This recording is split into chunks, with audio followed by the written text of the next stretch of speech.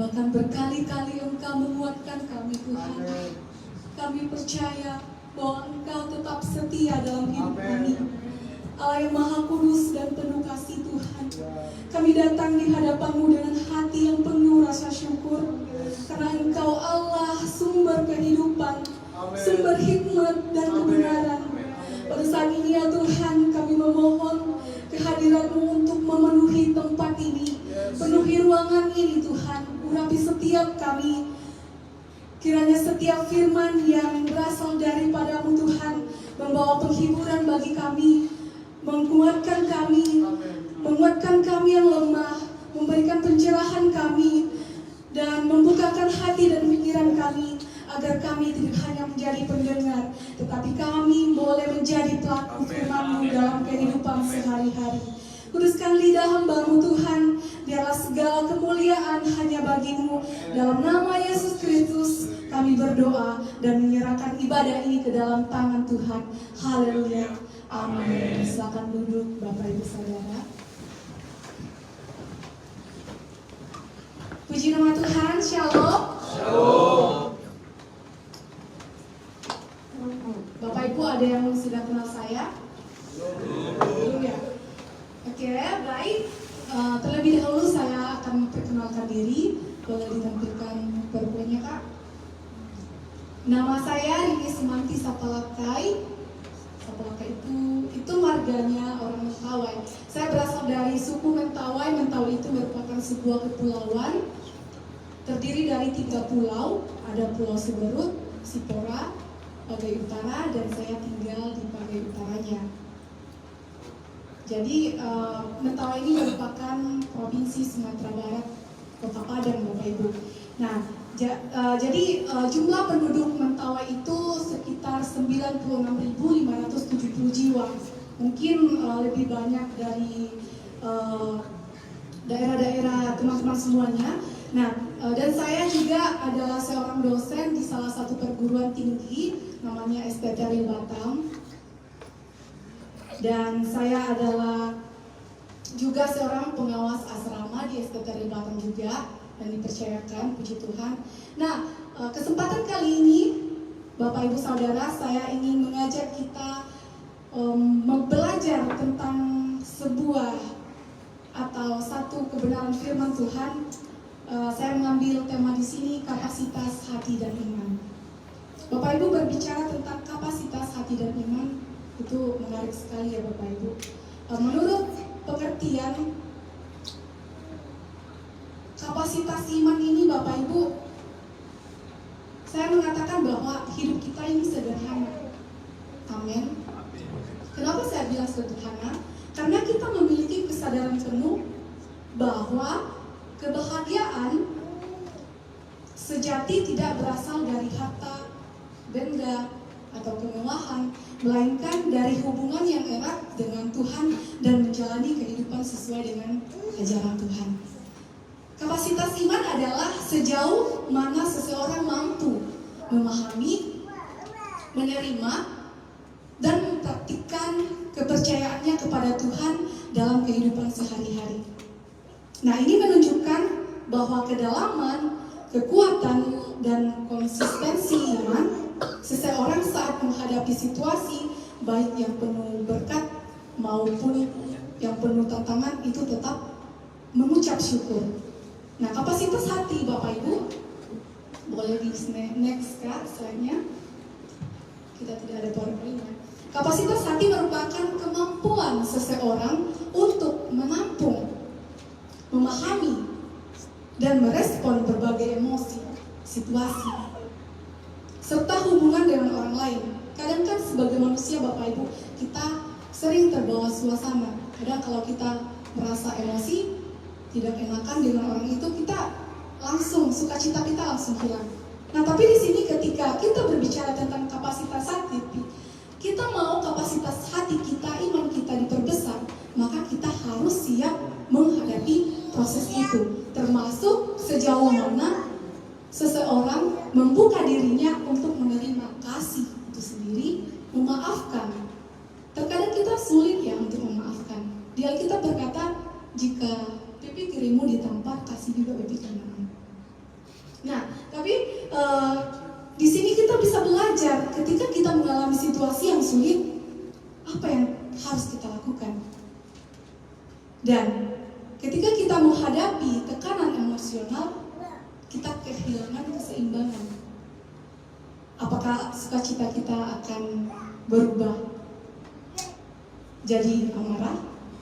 Nah, seiring dengan waktu,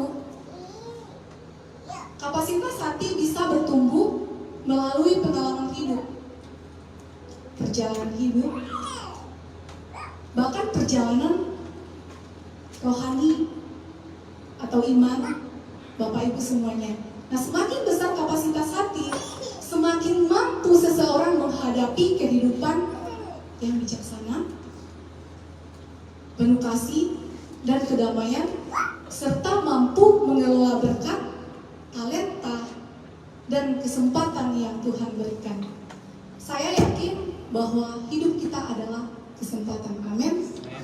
Kita ada di tahun 2025 ini, itu semua proses dari masa lalu yang kita hadapi. Bapak Ibu, saya percaya ada banyak pergumulan, ada banyak pengalaman-pengalaman yang tidak enak di tahun lalu. Tapi kita percaya ini adalah musim yang baru, ini adalah tahun penuaian bagi kita untuk kita boleh melangkah. Kita tidak boleh lagi melihat masa lalu kita, tapi kita mengarahkan pandangan kita kepada Yesus Kristus, Sang Juru Selamat kita. Amin. Nah, dengan demikian, kapasitas tanggung jawab kita diperbesar, Bapak Ibu. Jika engkau diberikan talenta satu saja, apa yang engkau harus lakukan? Jangan mengubur. Sama seperti hamba di dalam Alkitab, dia sudah punya satu talenta, tapi dia kubur ke dalam tanah. Dan tuannya memanggil, mana talenta yang saya berikan? Tuhan, aku sudah mengubur, takut hilang. Itu kan tidak benar, Bapak Ibu. Tapi talenta harus kita kembangkan. Baik itu kita sebagai worship leader, sebagai pemusik, sebagai pengkhotbah, harus kita kembangkan. Makanya kepada siapa dituntut banyak, kepadanya lah dikasih yang besar. Jika mau Bapak Ibu ingin menerima berkat yang besar, maka lakukanlah hal-hal yang besar dalam hidup. Amin. Puji nama Tuhan. Next, Kak. Bapak Ibu, kita akan belajar tentang Yabes, Bapak Ibu. Bapak Ibu boleh membuka Alkitabnya dalam 1 Tawarik pasalnya yang keempat, ayat yang 9 sampai yang 10.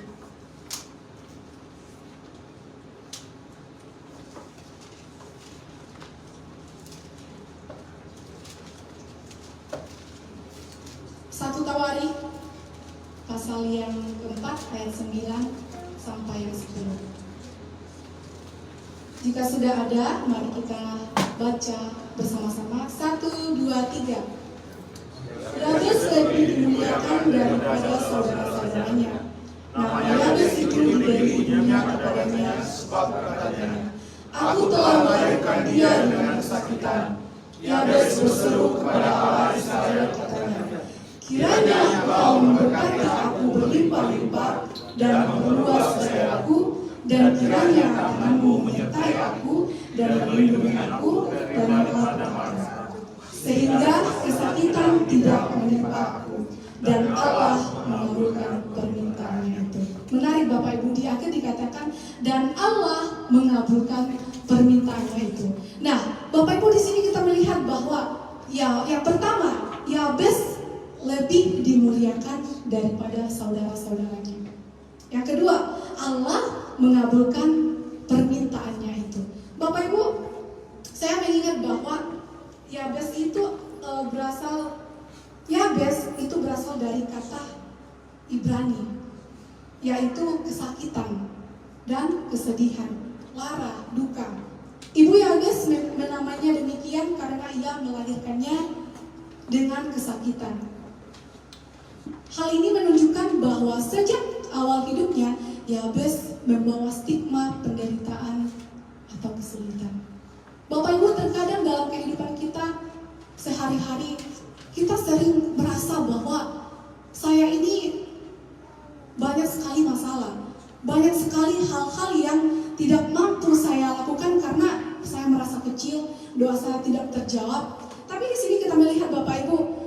ketika Yabes memanjatkan doanya kepada Tuhan, dikatakan di akhir tadi, dan Tuhan menjawab doa Yabes.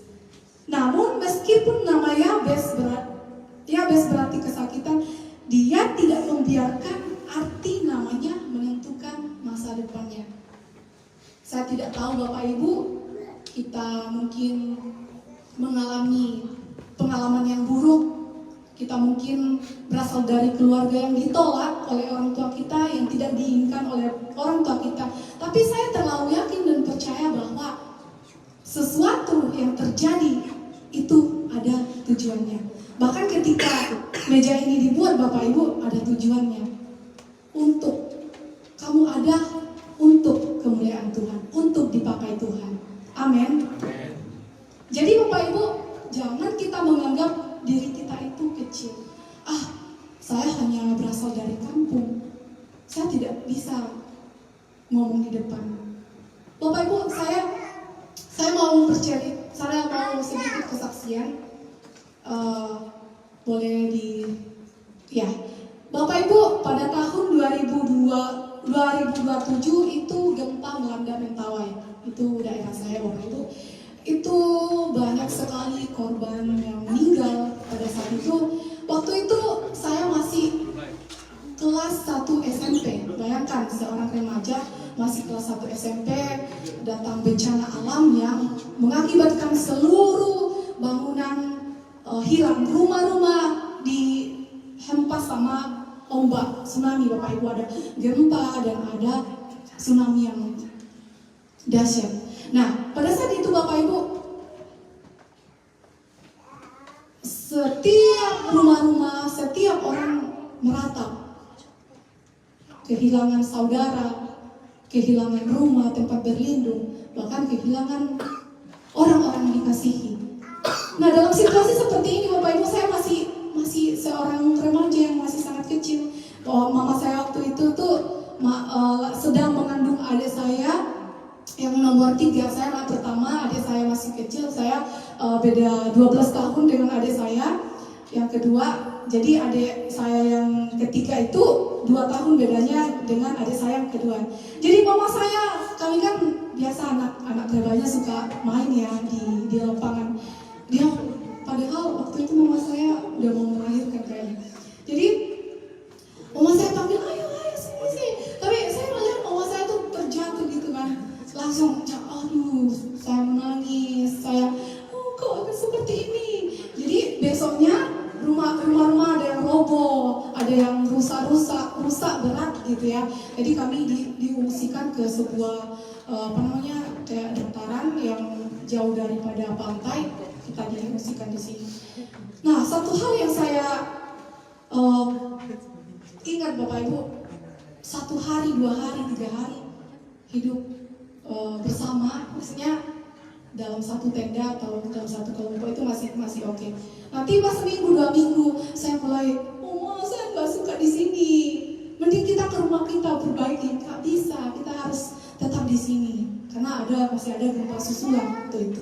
Nah jadi ada sekitar 1 bulan, akhirnya para bukan 1 bulan, ada sekitar 2 minggu atau berdatangan bergantian, datang relawan dari berbagai daerah, dari Jakarta, Batam, Jogja dan sebagainya.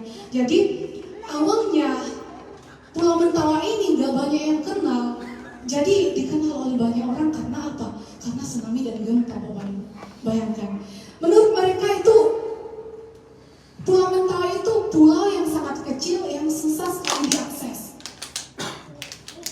Kalau Bapak Ibu penasaran, boleh lihat di peta, mungkin 1 titik saja. Jadi di situ Pulau Mentawai.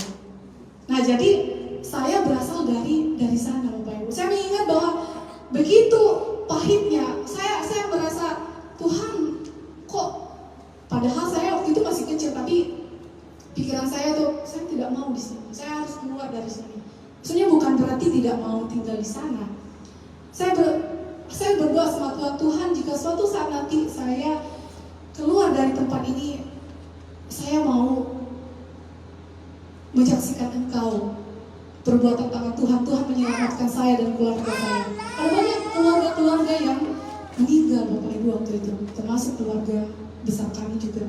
Nah pada saat itu hanya tangis, ratapan, duka pada saat itu.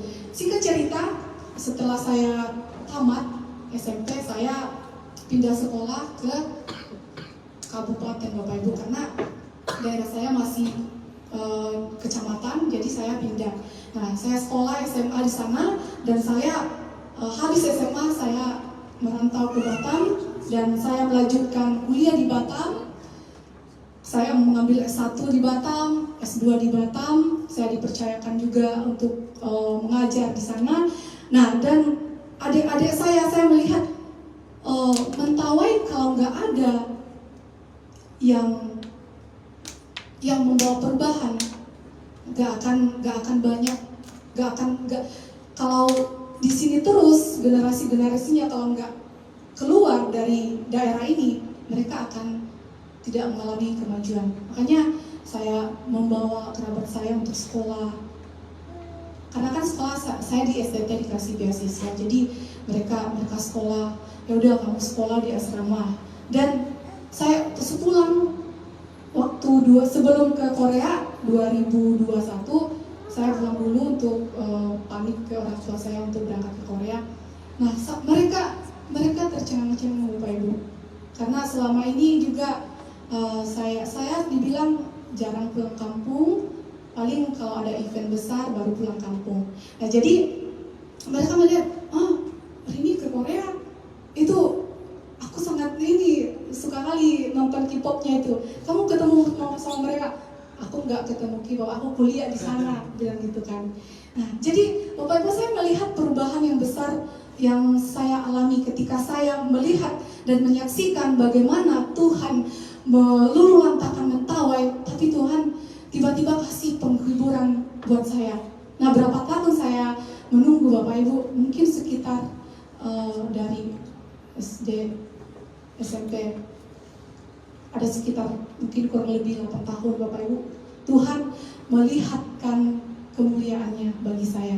Nah Bapak Ibu, apa kaitannya dengan Yabes di sini Bapak Ibu? Kita melihat bahwa Yabes di sini awalnya mengeluh sama Tuhan. Tuhan, berkati aku, karena dia merasa bahwa saya ditolak oleh keluarga saya.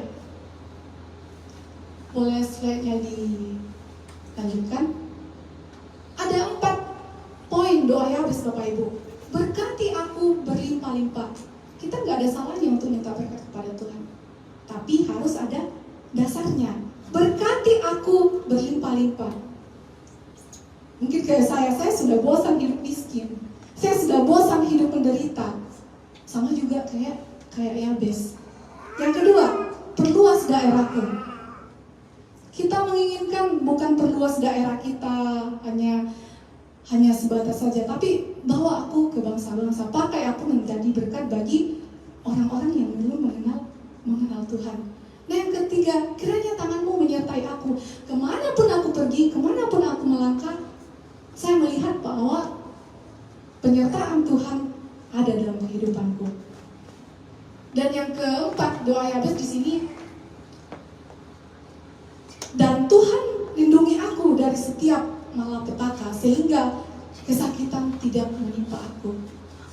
Dari dalam kandungan dia sudah merasa tertolak karena dia lahir dengan penuh kesakitan Bapak Ibu.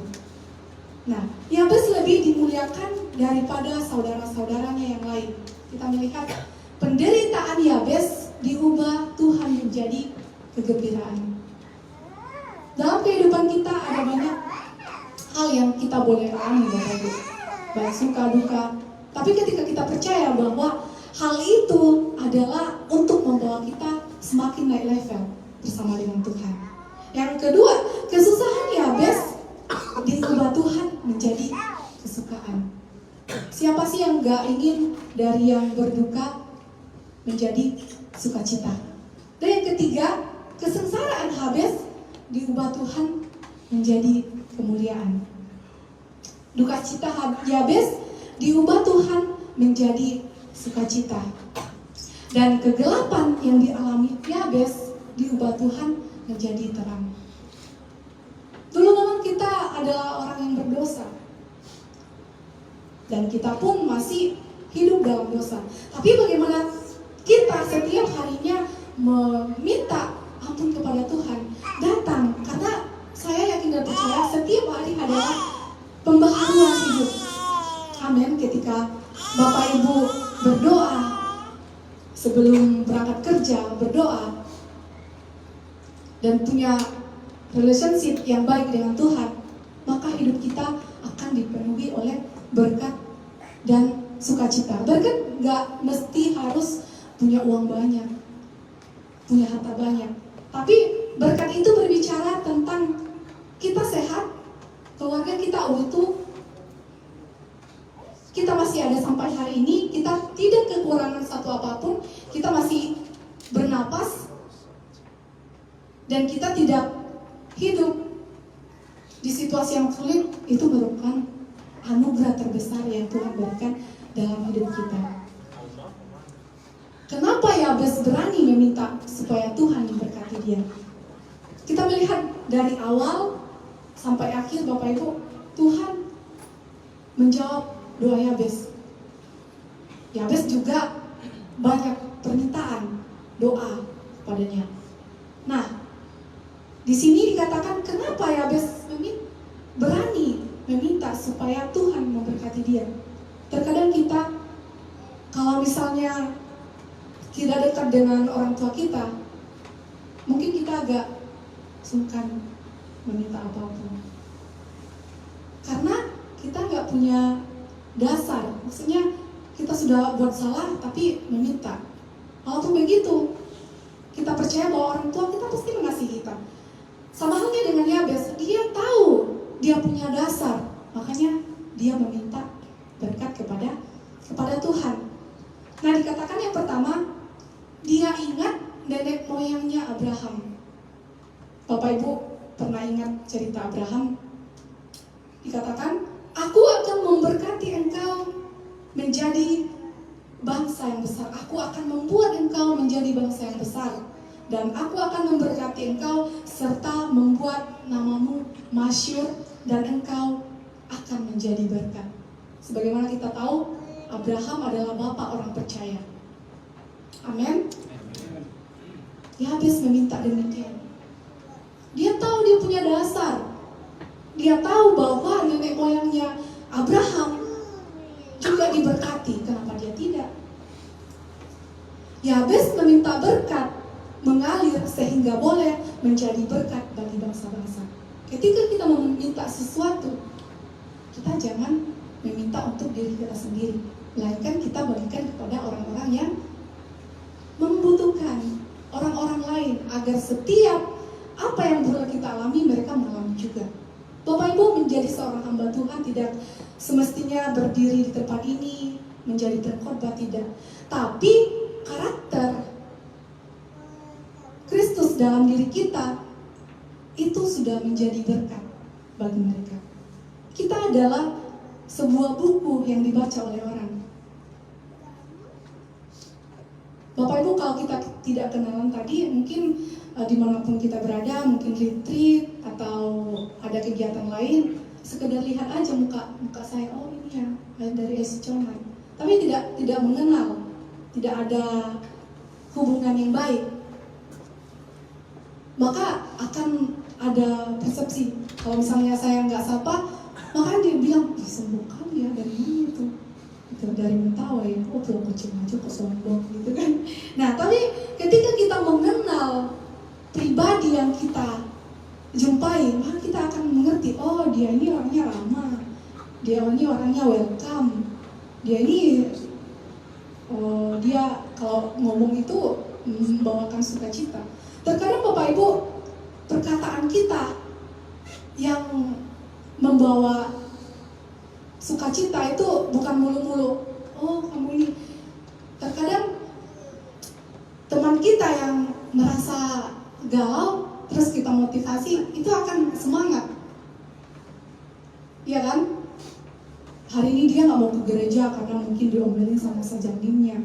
Aduh, it's okay. jadi Igo, aduh kamu nggak bisa kayak gini, harus pulang ke Indonesia. Maka dia, gimana ya, aku udah pulang, aku mau tetap di sini. Nah, tapi ketika kita punya hati yang saling menguatkan, maka apapun masalah yang kita alami, apapun pergumulan yang kita alami, percayalah semua pasti terlewati. Amin. Nah, yang kedua Bapak Ibu, di sini dikatakan, kenapa Yabes berani meminta berkat kepada Tuhan? Karena dia mengingat juga bahwa bapak leluhurnya Yakub di Sungai Yabok yang bergelut dengan malaikat diberkati. Di Kejadian 32 ayat 26, lalu kata orang itu, biarkanlah aku pergi, karena fajar telah menyingsing. Sahut Yakub, aku tidak akan membiarkan engkau pergi jika engkau tidak memberkati aku. Yakub tidak mau pergi kalau tidak diberkati. Makanya Yabes meminta juga berkat yang daripada Tuhan. Orang lain diberkati, kok saya enggak? Nah, yang ketiga Bapak Ibu, kenapa Yabes berani meminta berkat kepada Tuhan? Dikatakan Yabes ingat bapak leluhurnya Musa ketika memimpin bangsa Israel keluar dari tanah Mesir.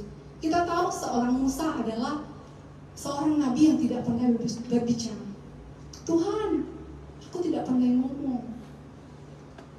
Dia merasa dirinya itu bukan seorang pemimpin yang hebat.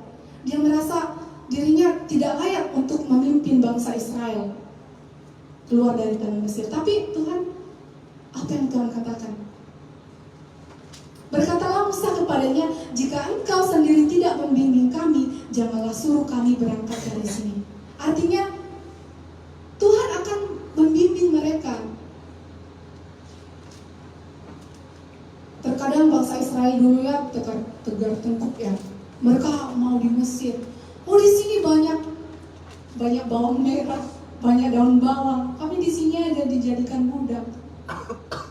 Nah, tapi Musa dengan pertolongan yang daripada Tuhan memimpin mereka keluar dari tanah perbudakan, yaitu tanah Mesir. Nah, Bapak Ibu, berbicara tentang kapasitas iman itu sangat berkaitan dengan keputusan yang kita ambil. Apakah kita memilih untuk meninggalkan Tuhan, meninggalkan kebenaran, berpaling dari firman Tuhan, atau tetap mempertahankan iman kita? Jangan sekarang Bapak Ibu ada banyak sekali godaan yang kita alami. Handphone kita, tab kita, banyak menyajikan informasi yang mungkin menarik, yang mungkin membuat kita itu merasa bahagia. Tidak usah, di sini aja. Maksudnya semua informasi kita bisa akses. Tapi ada satu hal, apakah kita memegang integritas kita kepada Tuhan? Kita tidak melihat hal-hal yang tidak baik. Kita mampu mempertahankan kekudusan kita, mempertahankan integritas kita di hadapan Tuhan.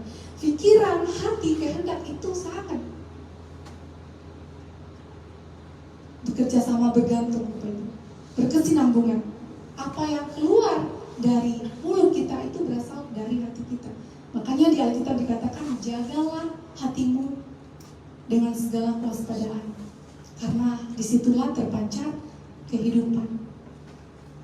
Bapak Ibu pernah melihat teman kita, mungkin dia lagi mukanya murung, terus dia nggak mau cerita, padahal udah jelas-jelas mukanya seperti ada masalah, tapi dia berusaha, enggak, kencana, kayak gitu kan. Padahal dia menyimpan duka, dia menyimpan sakit, dia menyimpan dendam, dia menyimpan rasa takut, rasa gagal di dalam dirinya. Makanya dikatakan, jagalah hatimu dengan segala kewaspadaan. Dalam menjalani hidup ini kita harus waspada selalu. Karena apa? Kalau kita tidak waspada, iblis akan menangkap kita, akan menjadikan kita budak. Saya percaya di gereja saya, Bapak Ibu, tahun ini merupakan tahun penuaian. Jadi ada banyak orang-orang yang mau melayani Tuhan, yang mau saja, tapi tidak mau mengalami proses itu. Saya mau menjadi seorang worship leader, tapi sedikit ditegur oleh gembala, langsung kabur. Nggak usah. Saya ditegur di depan banyak orang. Apakah itu yang dinamakan memperbesar kapasitas hati? Tidak, Bapak Ibu.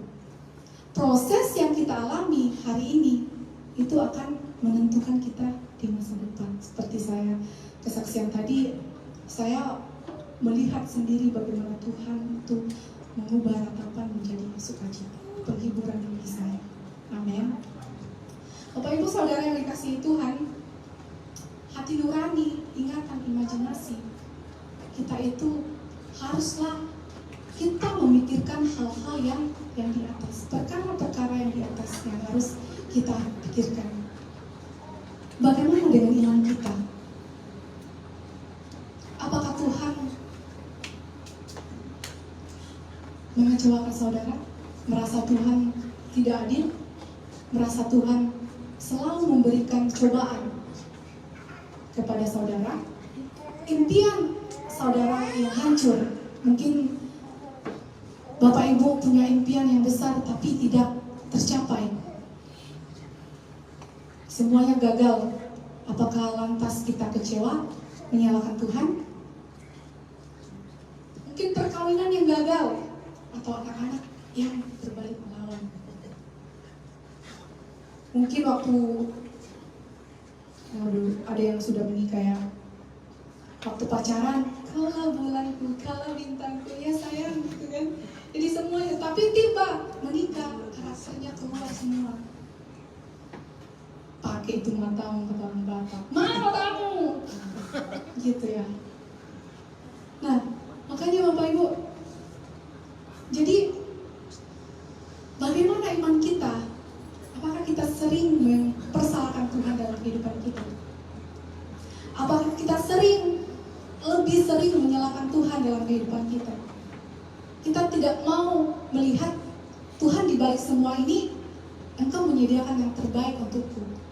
Engkau menyediakan lebih dari yang kupikirkan. Di dalam firman Tuhan, apa yang tidak pernah dilihat oleh mata, yang tidak pernah didengar oleh telinga, dan yang tidak pernah timbul di dalam hati, itu yang Tuhan sediakan. Percayalah Bapak Ibu, mungkin hari ini Bapak Ibu belum melihat apa yang Bapak Ibu doakan. Tapi nanti Bapak Ibu akan melihat, oh ini adalah doa saya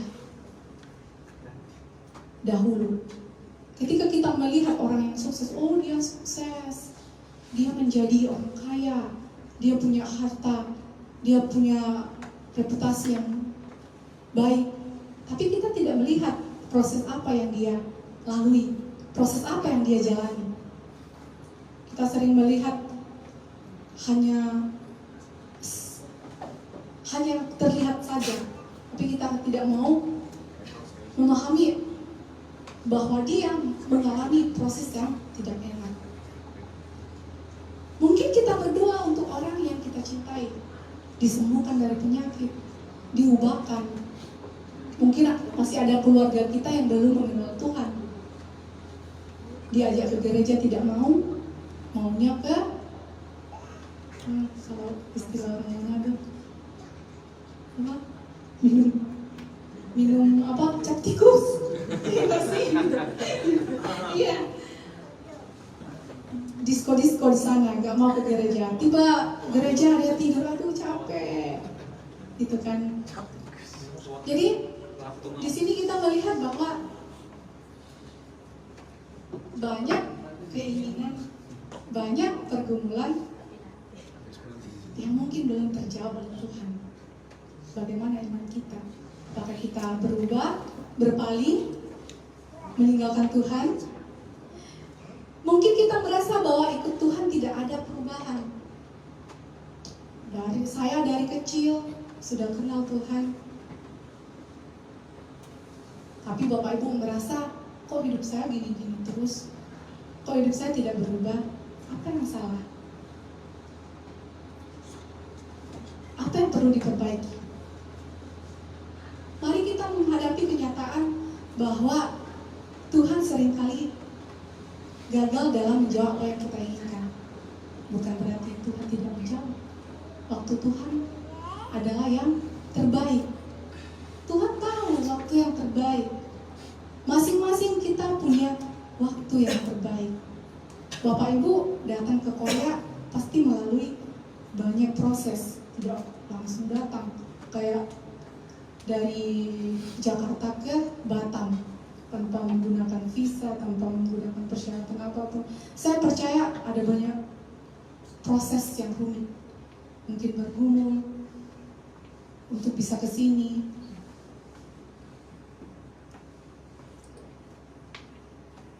Nah, kadang-kadang Tuhan tidak melakukan apa yang kita inginkan. Kita merasa Tuhan, kok sepertinya Tuhan tidak bekerja dalam hidup saya. Mungkin kita sering menanyakan seperti itu. Tapi saya mau memberitahu kita pada siang hari ini, waktu Tuhan adalah waktu yang terbaik. Amin. Waktu Tuhan adalah waktu yang terbaik. Kapanpun, dimanapun, Tuhan sudah punya waktu. Kita berpikir positif, maka itu juga untuk diri kita. Kita menghilangkan pikiran-pikiran yang negatif dalam hidup kita. Ketika kita mengalami frustasi, cemburu, kesedihan,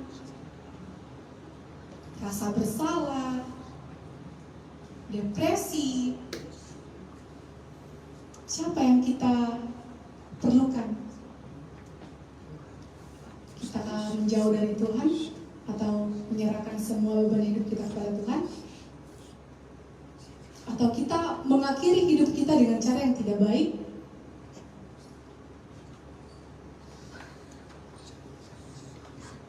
Dalam kehidupan ini, marilah kita memikirkan hal-hal yang Tuhan pikirkan. Kita membuang setiap pikiran-pikiran negatif, pikiran-pikiran yang tidak berkaitan dengan Allah. Kita diberkati. Kita adalah orang pemenang, orang yang dimerdekakan, orang yang ditebus oleh Tuhan. Nah, ketika kita berpikir seperti itu, Bapak Ibu, maka kehidupan kita akan berjalan sesuai dengan kehendak Tuhan. Kita tidak lagi memikirkan, oh, kedepannya saya mau kedepannya saya harus makan apa. Jangan memikirkan hal-hal yang belum terjadi. Jangan Bapak Ibu membuat pikiran yang rumit untuk memikirkan hal-hal yang belum tentu terjadi. Percayalah bahwa masa depan akan disediakan oleh Tuhan. Amin. Di sini dikatakan, berpikirlah seperti Yesus berpikir. Next Kak. Thinking like Jesus thinking. Hati, pikiran kita itu sangat bergantung. Boleh di slide-nya next. Jadi hati dan pikiran kita itu harus kita jaga supaya tetap fokus kepada Tuhan, kepada sukacita, kepada hal-hal yang memuliakan nama Tuhan. Nah, jadi tidak ada salahnya kita mintalah kepada Tuhan, maka kepadamu akan diberikan. Gak mungkin kita meminta kepada ayah kita terus dia kasih batu. Anak di dunia, Bapa di dunia aja bisa memberikan yang terbaik buat anaknya, apalagi Bapa kita. Mintalah maka akan diberikan kepadamu, carilah maka akan mendapat, ketoklah maka pintu akan dibukakan bagimu. Terima kasih. Sekian kebenaran firman Tuhan. Mari kita bersatu dalam doa. Kami bersyukur Tuhan atas anugerah yang Tuhan masih berikan dalam hidup kami. Terima kasih buat firman yang telah kami dengar. Biarlah firman ini mengingatkan kami kembali bahwa kami harus memperbesar kapasitas iman kami, kapasitas hati kami untuk kami berikan yang terbaik untuk Tuhan. Tuhan mampukan kami untuk melalui tahun ini. Kami tidak tahu apa yang akan terjadi tahun ke depannya, tapi kami minta Tuhan, biarlah tangan Tuhan yang selalu menggenggam erat tangan kami, yang selalu berjalan di depan kami, yang selalu ada di samping kami Tuhan. Tuhan, kami mohon biarlah Tuhan tuntunan-Mu yang mengajarkan kami supaya kami semakin dekat kepadamu ya Tuhan. Ampuni kami atas setiap kesalahan kami, ampuni kami atas setiap hal-hal yang tidak berkenan di hadapan Tuhan. Tapi kami percaya ya Tuhan, waktu Tuhan akan memberikan yang terbaik bagi kami. Waktu Tuhan adalah waktu yang terbaik. Terkadang kami sering Tuhan menyalahkan Engkau dalam hidup kami, tapi kami percaya Tuhan, Engkau melihat kami, Tuhan Engkau mengasihi kami, bahkan Engkau menggenggam erat kedua tangan kami ya Tuhan, bahkan nama kami tertulis di telapak tangan-Mu ya Bapa. Tuhan, kami mau terus mengiringi Engkau sampai Engkau datang menjemput kami kali yang kedua. Ini kami ya Tuhan, pakai hidup kami untuk menjadi alat kemuliaan-Mu. Siapapun kami, berasal dari keluarga manapun kami tetap percaya bahwa Engkau Allah yang menyelamatkan kami, Allah yang mengasihi kami, Allah yang memulihkan kami, Allah yang memerdekakan kami ya Tuhan. Terima kasih ya Tuhan untuk kasih setia-Mu yang selalu menyertai kami hingga kami boleh ada di tahun yang baru. Biarlah kasih setia Tuhan tetap menyertai kami hari ini, besok, dan sampai selama-lamanya. Di dalam nama Tuhan Yesus kami berdoa, mengucap syukur. Haleluya. Amin.